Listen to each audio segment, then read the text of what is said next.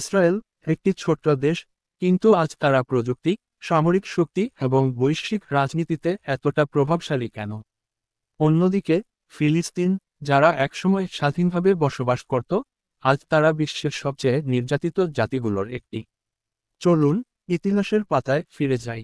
১৯৪৮ সালে ইসরায়েল রাষ্ট্র গঠিত হয়। তারপর থেকেই যুক্তরাষ্ট্রসহ পশ্চিমা দেশগুলো এই নতুন রাষ্ট্রকে কোটি কোটি ডলার সাহায্য দিতে শুরু করে। প্রতিবছর শুধুমাত্র যুক্তরাষ্ট্র থেকেই তারা পায় প্রায় $4 বিলিয়ন সামরিক ও প্রযুক্তিগত সহায়তা।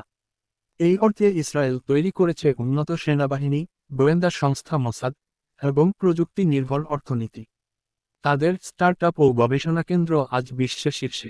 Drone, cyber security, medical technology, প্রায় সবখানে তাদের হাত রয়েছে। তবে এই উন্নতির পেছনে এক নির্মম বাস্তবতাও লুকিয়ে আছে। এই রাষ্ট্র গঠনের সময় লক্ষ লক্ষ ফিলিস্তিনি মুসলমানকে তাদের জন্মভূমি থেকে বিতাড়িত করা হয়েছিল।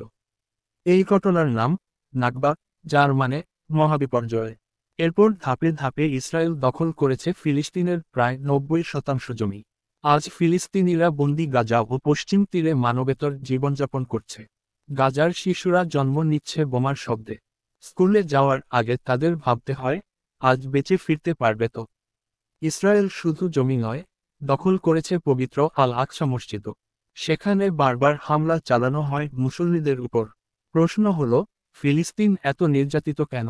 কারণ তাদের পেছনে নেই কোনো শক্তিশালী রাষ্ট্র। আন্তর্জাতিক মিডিয়া সবসময় ইসরায়েলের পক্ষে, আর মুসলিম উম্মাহ আজ বিভক্ত। তবু আজকে বিশ্বের কোটি কোটি মানুষ এখন ফিলিস্তিনের পাশে। তারা সোশ্যাল মিডিয়ায়, আন্দোলনে, দয়ায় ফিলিস্তিনের জন্য লড়ছে। আমরা মুসলিম হিসেবে কখনোই জুলুমের পক্ষে থাকতে পারি না। আল্লাহ যেন ফিলিস্তিনের নির্যাতিত ভাই বোনদের হেফাজত করেন। আমিন। ভিডিওটি ভালো লাগলে শেয়ার করুন, কমেন্ট করুন আপনার মতামত।